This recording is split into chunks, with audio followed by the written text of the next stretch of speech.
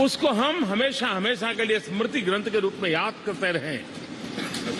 और इसी में से, और मुझे याद है जब सदन में इस विषय पर मैं बोल रहा था 2015 में बाबा साहब आंबेडकर की 150वीं जयंती के निमित्त इस काम की घोषणा करते समय, तब भी विरोध आज नहीं हो रहा है। उस दिन भी हुआ था कि 26 नवंबर कहां से ले आए, क्यों कर रहे हो, क्या जरूरत थी। बाबा साहब आंबेडकर का नाम हो और आपके मन में ये भाव उठे, ये देश अब सुनने के लिए तैयार नहीं है।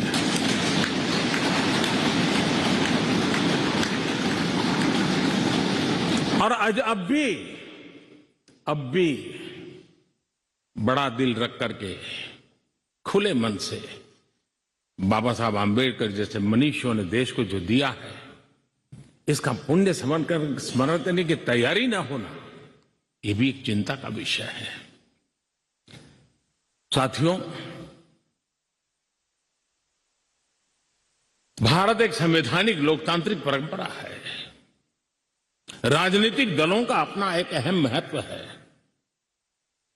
और राजनीतिक दल भी हमारी संविधान की भावनाओं को जन जन तक पहुंचाने का एक प्रमुख माध्यम है।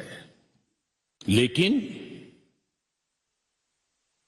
संविधान की भावना को भी चोट पहुंची है। संविधान के एक एक धारा को भी चोट पहुंची है जब राजनीतिक दल अपने आप में अपना लोकतांत्रिक कैरेक्टर खो देते हैं। जो दल स्वयं लोकतांत्रिक कैरेक्टर खो चुके हो, वो लोकतंत्र की रक्षा कैसे कर सकते हैं।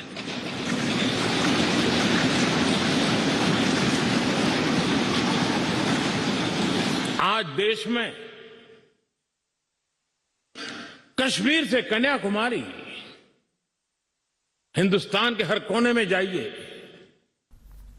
भारत एक ऐसे संकट की तरफ बढ़ रहा है जो संविधान को समर्पित लोगों के लिए चिंता का विषय है, लोकतंत्र के प्रति आस्था रखने वालों के लिए चिंता का विषय है।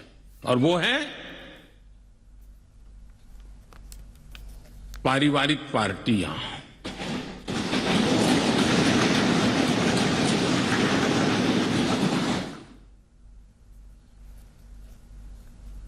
राजनीतिक दल, पार्टी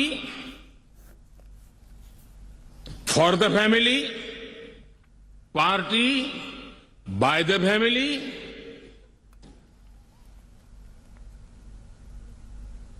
अब आगे कहने की जरूरत मुझे नहीं लगती है।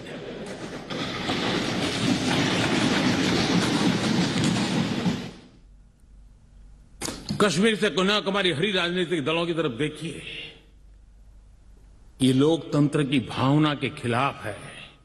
संविधान हमें जो कहता है उसके विपरीत है। और जब मैं ये कहता हूं कि पारिवारिक पार्टियां, इसका मतलब मैं ये नहीं करता हूं कि एक परिवार में से एक से अधिक लोग राजनीति में ना आए। जी नहीं, योग्यता के आधार पर, जनता के आशीर्वाद से किसी परिवार से एक से अधिक लोग राजनीति में जाएं, इससे पार्टी परिवारवादी नहीं बन जाती है। लेकिन जो पार्टी पीढ़ी दर पीढ़ी एक ही परिवार चलाता रहे, पार्टी की सारी व्यवस्था परिवारों के पास रहे, वो लोकतंत्र, स्वस्थ लोकतंत्र के लिए सबसे बड़ा संकट होता है।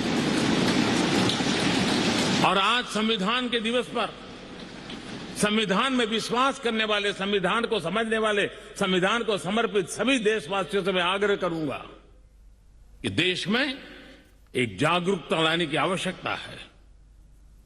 जापान में एक प्रयोग हुआ था। जापान में देखा गया कि कुछ ही पॉलिटिकल फैमिली ही व्यवस्था में चल रहे हैं, तो किसी ने बीड़ा उठाया था कि वो नागरिकों को तैयार करेंगे और पॉलिटिकल फैमिली के बाहर के लोग निर्णय प्रक्रिया में कैसे आए।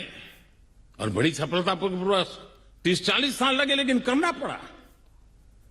लोकतंत्र को समृद्ध करने के लिए हमें भी हमारे देश में ऐसी चीजों की ओर जाने की आवश्यकता है, चिंता करने की आवश्यकता है, देशवासियों को जगाने की आवश्यकता है।